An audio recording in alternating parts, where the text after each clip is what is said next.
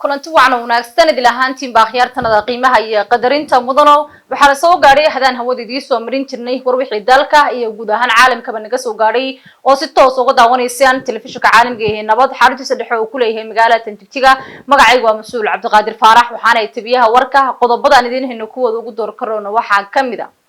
ah qaybaha kala duwan ee shacabka magaalada Tanjigtiga ayaa munaasabada farxadda ciidda la qaybsaday muslimiinta caalamka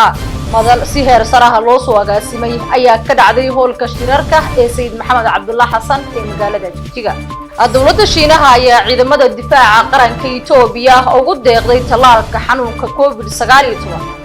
wasaaradda xukuumadda federaalka Soomaaliya ayaa ka jawaabtay eedayn uga timiday maamulka Hirshabeelle oo ay sheegeen in ay xayirtay lacag loogu talagalay in wax looga qabto fatahaadaha webiga Shabeelle Israa'iil ayaa bilowday weeraro dhulka iyo cirka ah oo lala beegsanayo muslimiinta reer Falastiin qodobadaas iyo qodobo kale oo xiiso leh ayaad ku daawan doontaan inta ku guda jirnaa xilatirinteena wareed balse inta ka horeysa qadariir waadi ee bulshada